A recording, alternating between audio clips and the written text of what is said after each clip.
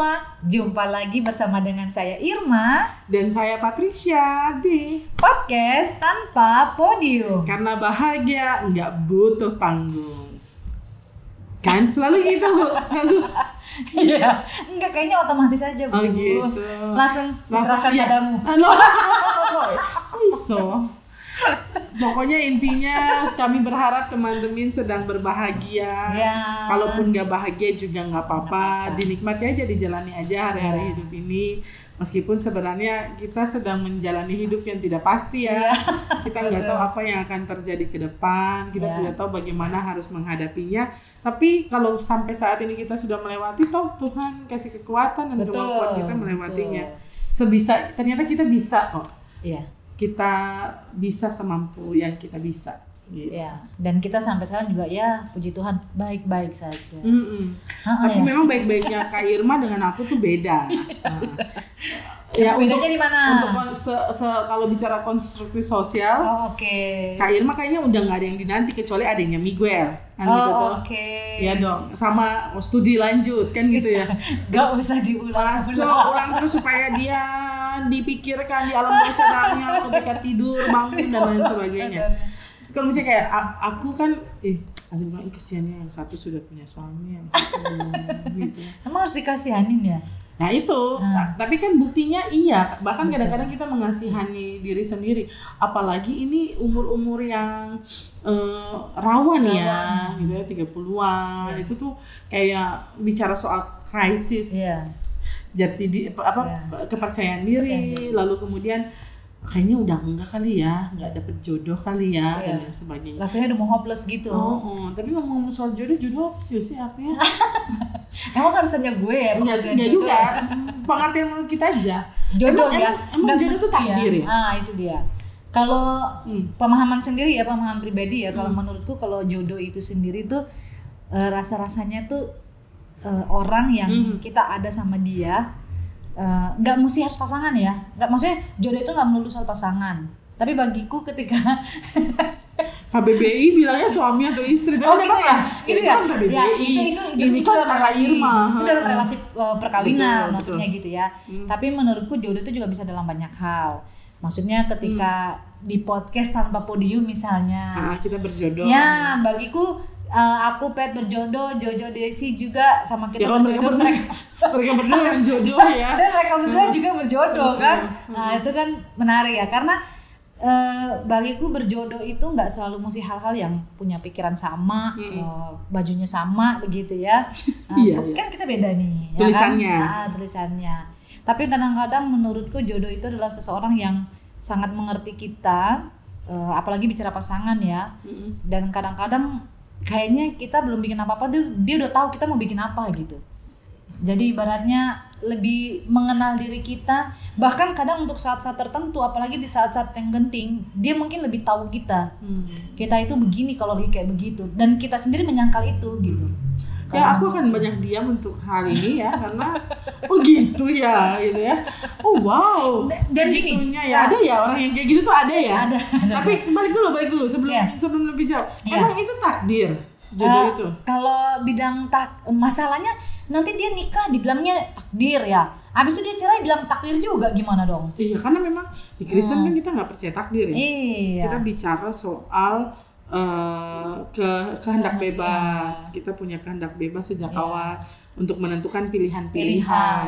Tapi memang pastinya pilihan-pilihan kita ada konsekuensinya. Cuman memang ada hal-hal ajaib yang kalau bicara soal jodoh usia, aku paling senang kalau kunjungan terus tanya, kok bisa nikah gitu. Iya, betul. Pasti ada sesuatu yang ya tadi Usi bilang, akhirnya klik. Yang nggak bakal selalu cocok, akan ada cekcok, tapi kayak klik aja nih. Sekalipun cekcok ya. Gitu.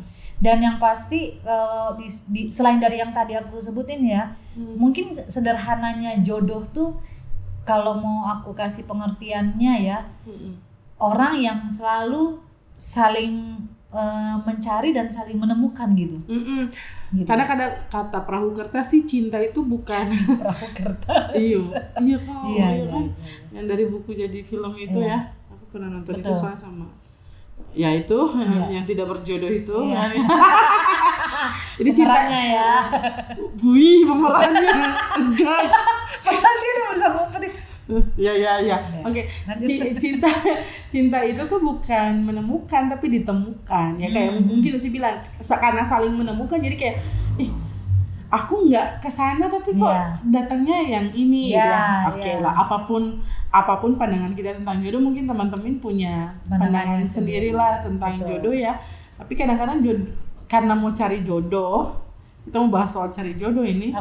Orang jadi termotivasi bergerak untuk pergi ke gereja juga nih.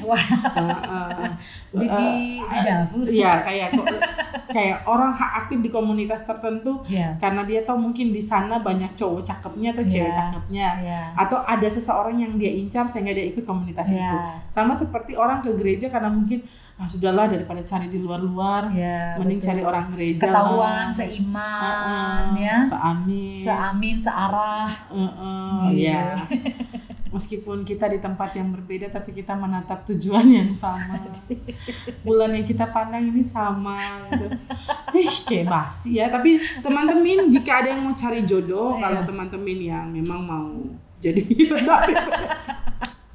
mau jadi pendamping pendeta maksudnya. Itu kurang apa lagi tuh dekat sama gereja, tinggal aja dekat sama gereja cuy.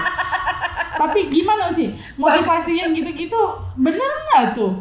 Motivasi cari jodoh lalu kemudian dia datang ke gereja karena dia mau cari jodoh jadi dia ke persekutuan. Ya gimana ya kalau dibilang bener atau enggaknya bingung juga aku. Cuman maksudnya gini. Kadang-kadang memang kita harus disituasikan mungkin ya, disituasikan dengan keadaan-keadaan seperti itu. Kadang-kadang kan ke gereja mungkin bukan karena dia sendiri tapi orang tuanya pergi sana ibadah, misalnya ibadah pemuda gitu ya. Siapa tahu di situ ada kenal cewek, kenal cowok gitu kan. Karena kadang-kadang orang tua kan juga takut ya kalau anak-anaknya mencari di luar, artinya bisa saja nggak seiman segala macam kayak gitu. Jadi ketika mereka aktif dan pemikirannya ya kalau mencari di gereja kan ya orang-orangnya yang betul-betul ibadah gitu ya, ibadahnya pikirannya kemana ya nggak tahu gitu ya. Tapi ya itu selama mereka memang ya kalau motivasinya pertama itu sih harusnya cari Tuhan. Iya, kalau itu jadi motivasi pertama aku nggak sepakat, aku nggak setuju gitu ya. Kecuali tiba-tiba dalam proses mencari Tuhan tiba-tiba dia kenalan atau diperkenalkan gitu ya dengan teman-teman. Biasanya kan kalau contoh lah yang maksud Jojo ibadah pemuda, biasanya kan yang PK itu kan teman-temannya. Dia mainnya aja tuh, dia kebetulan temanku nggak ada yang gitu ya. Dulu pemudanya sama-sama cari Tuhan apa lagi pemudanya ya udahlah ya. Bang, ya Vikaris ada ya kalau begitulah ya begitu. Jadi kalau yang itu ada ya. Cari yang sekarang aja sih. Ya, kayak begitu ya teman-teman ya. Jadi kalau soal sepakat atau enggak, selama tetap yang utamanya adalah cari Tuhan ya aku sih nggak masalah. Iya, tapi ada temanku yang gini. Dia di suku tertentu lalu kemudian karena di GPB kan banyak sukunya ya. Terus mamanya bilang, udah kamu sekali-sekali ke gereja yang suku kita lah. Supaya yang pakai brokat itu kalau hari Minggu. Ada banyak pemudanya di sana. Pergilah kau nak di sana. Betul. Itu biar adalah jodohmu di gereja itu. Karena kalau GPB udah terlalu nasional gitu ya. Itu kayak apa itu menurut situ? Dengan itu ikhtiar kayak kalau teman-teman Muslim kan itu ikhtiar, upaya baik. Kita niat aja nggak cukup, kita harus punya ikhtiar. Iya. Masalahnya kan ini kan pada akhirnya bicara kepentingan ya, bicara kepentingan untuk mendapatkan pasangan gitu ya, sampai harus diarahkan lagi ya sama orang tua gitu ya, diarahkan untuk masuk di tempat yang sama. Ya itu lagi kembali karena pikiranku adalah kadang-kadang pengarahan itu kan bicara tentang umur juga yang makin bertambah. Jadi seolah-olah jadi gini ngeliatin gue. Aku menahan diri ya, stoik. Jadi ada hal-hal yang nggak bisa kukendalikan termasuk ucapan temanku ya. Nggak apa-apa, umur yang bertambah, lantas. Ya, ya itu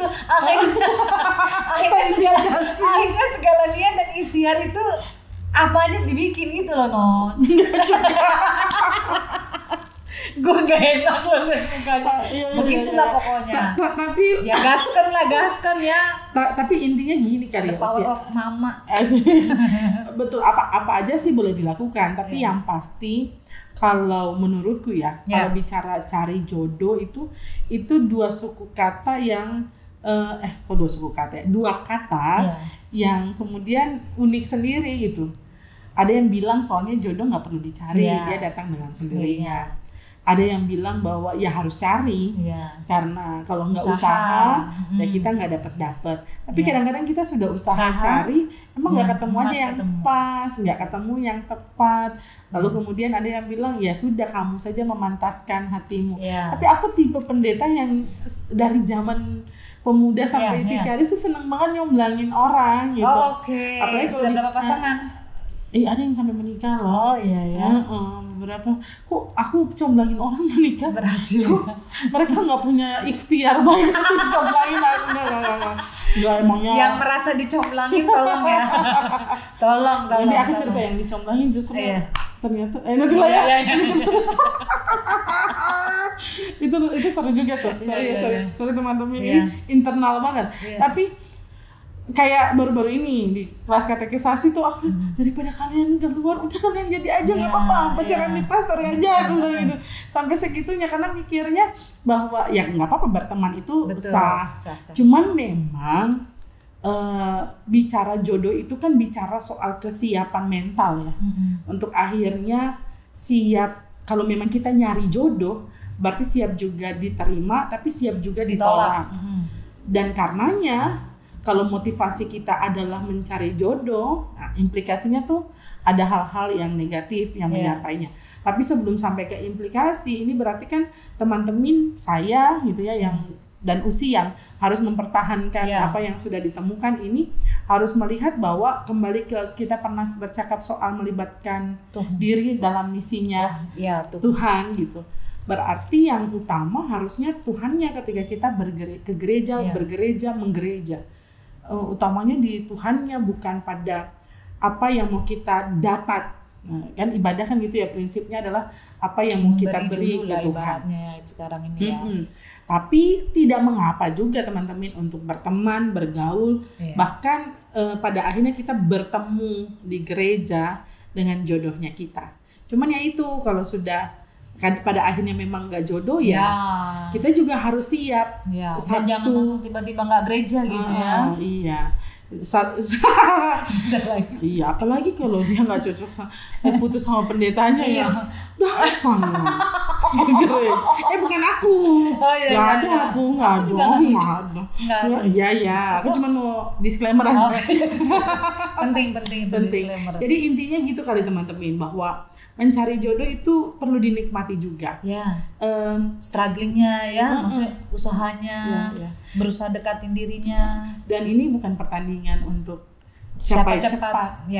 Tapi bagaimana kita menemukan orang yang tepat.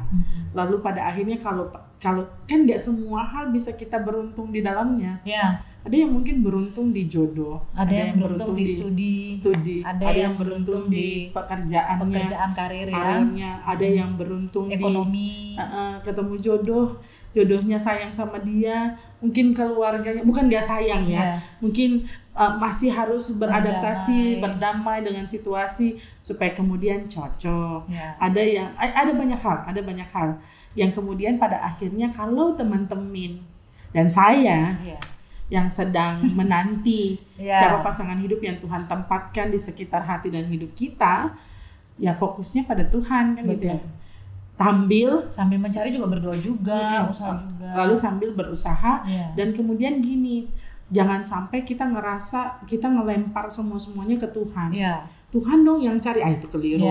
Kita juga berusaha. Lalu kemudian ketika kita sudah memilih orang yang tepat, misalnya kayak tadi saya bilang kan, sudah pilih suami atau ada teman-teman yang pilih istri, jangan juga ketika ada masalah datang, nah kan gara-gara Tuhan kan Tuhan yang, lah emang situ waktu ketemu nggak punya pikiran untuk menolak. Kan kalau sudah tahu dia tukang selingkuh misalnya di awal, ya kenapa harus maksa? Kita nggak bisa mengubah orang lain kecuali dirinya dan Tuhan. Betul. Ya, jadi kalau memang sudah ketemu dengan pasangan yang toksik saat ini, udah ya, aku pernah ada di situasi seperti omku bilang, sudah nggak usah bergumul lagi, emang tidak jawabannya. Aku tuh, oh iya ya gitu.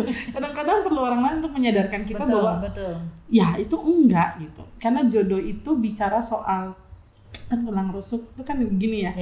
Bicara soal bagaimana kita juga mau menyesuaikan supaya dia nggak patah. Gitu. Kalau kita memaksa orang untuk, ya sorry ya teman-teman yang dengar di Spotify ya, nanti kalian nonton di YouTube lah ya. Ada apa itu tadi? Tapi intinya gitu, maksudnya penyesuaian itu penting di awal sebelum akhirnya kita menyatakan ya dengan segenap hati, bahkan mencerahkan janji sebagai suami dan istri yang beriman kepada Yesus Kristus. Ya kalau aku sih cuma mau nambahin ya, kalau kita mau cari jodoh gitu ya jangan lupa juga kita yang pertama juga cari diri kita sendiri. Jangan sampai ketika kita merasa kita menemukan orang, kita malah kehilangan identitas gitu ya Non ya. Karena banyak kadang-kadang khususnya dalam relasi gitu ya, relasi perkawinan itu ketika dia kayak kok kayaknya aku rasa ada yang kurang, akhirnya itu yang menjadi penyebab juga akhirnya dia ya yang tadinya dibilang jodohnya ya dilepasin juga gitu kan, karena akhirnya dia nggak menemukan identitas gitu. Maksudnya ibaratnya kayaknya dia kenal diri dia tuh terlambat, mau mikir bebasnya tuh terlambat gitu loh. Karena udah ya itu tadi nakalnya telat, cari jodohnya itu karena bicara waktu, bukan menemukan orang yang tepat dan bukan juga mempersiapkan diri juga secara tepat jadi orang gitu. Yang tepat. Betul. Itu sih. Sama ya itu, kalau bicara soal tepat-tepatan kadang-kadang kita bilang, aku tuh selalu berkepikiran yang Kak Bayu bilang. Jadi Pet, yang dulu-dulu itu semua menyebalkan ya. Terus aku dengan lantang bilang, iya menyebalkan gitu. Kata dosen Kak, apa kata buku yang dia baca, kalau kita lihat orang lain semua menyebalkan, jangan-jangan diri kita yang menyebalkan. Aku tuh langsung, oh iya, itu refleksi diri, nggak apa-apa teman-teman. Maksudnya akhirnya kita, oh iya jangan-jangan yang gue yang nyebelin ya. Sampai kemudian ada di tahap ini. Itu tuh bisa nangis. Nah teman-teman nggak apa-apa, teman-teman nggak sendirian ketika mikir, aduh siapa ya jodohku gitu. Bahkan aku juga punya kakak-kakak pendeta yang juga sampai sekarang aku ada di tahap, aku cerita ini dulu sebelum kita berlanjut soal apa yang kita bicarakan soal cari jodoh. Vika Demais, Bojonegoro, sekarang dia KMJ. Waktu musyawarah tahunan Mupol Jatim, aku kan agak jauh, terus aku duduk dekat dia, terus dia gitu, oh hari kedua sudah, jadi hari pertama kami ngobrol-ngobrol yang lain, pas hari kedua dia, Pet, Nana masih resah kan soal jodoh. Maksudnya ya jangan nyaman ya Pet, jangan nyaman. Tuhan kan dengar doa orang yang resah Pet, jangan Nana nyaman. Aku udah kurang asem. Oh iya kah gitu, jangan-jangan kalau kita sudah nyaman kan, oh iya mungkin dia maunya sendiri. Ternyata bahaya juga gitu ya. Tapi bukan itu kali ya. Tiap orang punya jalannya masing-masing, tinggal kita menuju ke sana. Semua terkait. Kalau aku sih tetap membuka hati, membuka diri, cuma nggak ketemu-ketemu aja. Pandemi coy. Tuhan menyegerakan. Iya. Itu sih intinya gitu. Kalau mungkin teman-teman yang masih 20-an, sudah santai aja. Tapi ya tetap juga pertimbangkannya, karena target tuh boleh. Target tuh nggak salah ya teman-teman. Yang penting juga jangan target juga menjadi alasan untuk buru-buru nikah juga gitu ya, buru-buru membangun hidup perkawinan gitu, karena ya bahaya juga ya. Kalau misalkan memang nggak pas dengan targetnya ya udah gitu ya, berarti memang mesti cari lagi, persiapkan lagi begitu. Sampai kapan? Sampai Tuhan datang kembali. Oke, sampai Tuhan mempertemukan. Ngomong-ngomong soal target Usi, ada orang-orang yang ngejar target sampai pada akhirnya menggunakan segala cara gitu ya, untuk entah tolong dulu cariin aku jodoh aku. Saya kalau teman-teman ngomong sepupu-sepupu ngomongan, bahkan kalau sepupuku laki-laki yang dulu agak-agak nakal ya gitu ya menikmati masa mudanya lah, udah kalian berdoa mohon ampun dulu, jangan dosa kalian kamu kayak gitu, sampai kayak gitu. Ada yang juga minta tolong ke aku, kalau temanku bilang makanya Pet sudah siapin, tolong cari dulu, bantu dulu aku gitu. Tapi ada juga yang menggunakan aplikasi-aplikasi. Oke.